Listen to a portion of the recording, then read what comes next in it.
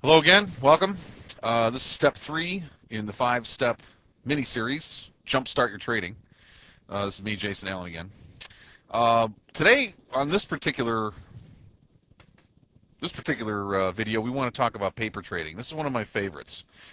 Um, of course, I haven't had a chance to meet you personally, so I don't know where you're at on the evolutionary scale of being a trader.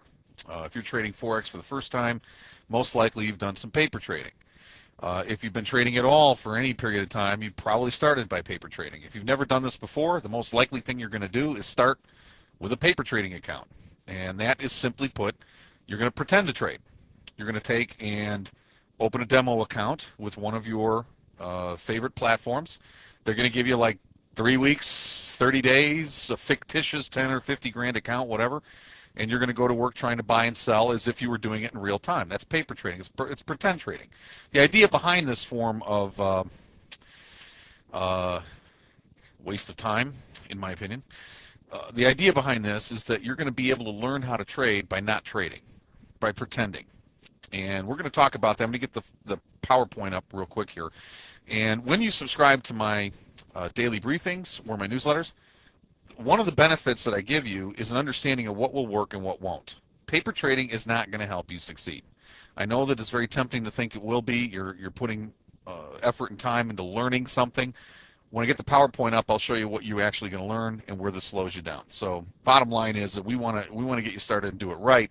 The more time you spend paper trading, the worse you're going to be at this. So let me get the PowerPoint up. Okay, should have the paper trading PowerPoint up in front of you right now. Let's go ahead and talk a little bit about paper trading. Now, as you know, I don't know who may be listening to this for the first time, don't know what your background is. So, foreign exchange is a risk investment. You need to be prepared to accept a little bit of risk on your equity. You can lose some or all the money you invest. It's it's not for everyone all the time. So, make sure that you're emotionally and financially suitable for trading before you actually start trading. We just make sure we keep the regulators happy as always. Okay, real quick. So what is paper trading? Basically it's an exercise in complete futility as far as I'm concerned. Paper trading is just simulated trading. It's demo trading, it's pretend trading. It's basically what it is that you're going to go ahead and pretend to be executing in the markets in real time. How is this going to help you? Well, it can help you. It's not going to be able to help you past a certain point. It can't help you develop true trading ability. And the reason I believe that is that paper trading is your worst enemy because it instills a false sense of confidence and an inflated idea of your true current ability. Remember I told you when I said I think that trading is 95 to 99% psychology. It's what's going on inside your head, what's going on inside the market's thinking. You need to be able to have a firm control over how you think and how you behave. And in fairness to the new trader that's out there, you're not going to learn how to trade if you don't take risk. And by paper trading, you're not taking any risk. The bottom line is that you have no financial or emotional risk. It's all a placebo. It's something running in real time that it does not affect you. If you make a mistake, that's no big deal. You just move on. You're going to greatly overestimate your ability to pull money out of the markets. In fact, what's fascinating is that people who paper trade, on average, have something like a 90% success rate. And when they go to work in the real market at the real time with the real money, that inflates it actually flips, and the numbers now become less than 10% do very well at all. That's because trading is not about pretending. It's about doing something in real time when real money's at risk. So what are the benefits of paper trading? It's great for one reason. It's to get familiar with the selected trading platform so you can avoid common errors. When you go to sit down, you've never done this before, you haven't done it very much, or you've traded in other markets and not foreign exchange, you might make mistakes such as buy the market when you meant to sell it, or sell the market when you meant to buy it.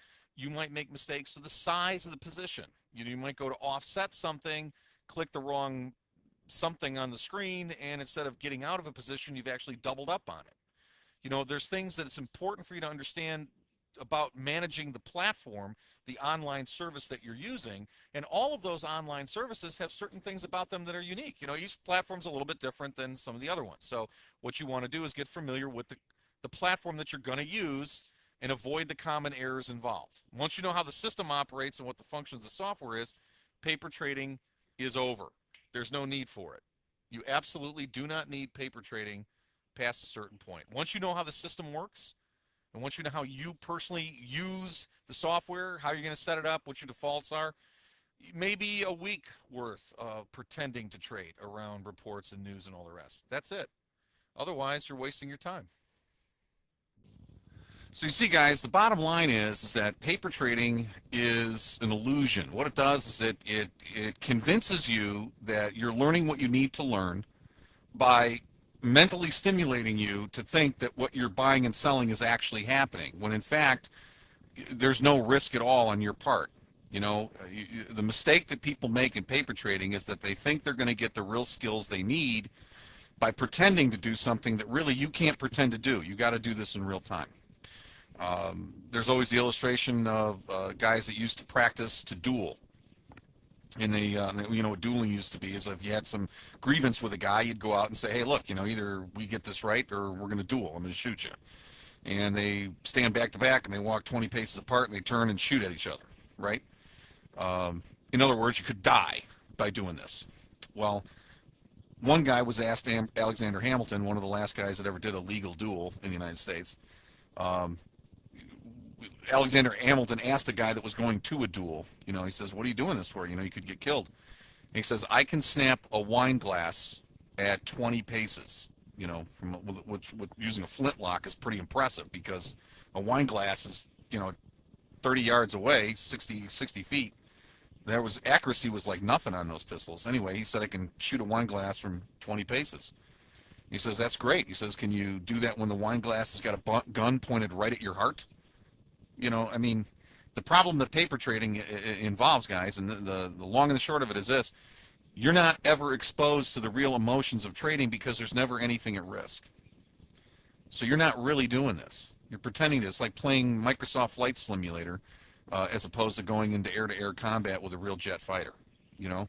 So I want to encourage you to remember that your benefit of paper trading is to get you familiar with the platform you're eventually going to use.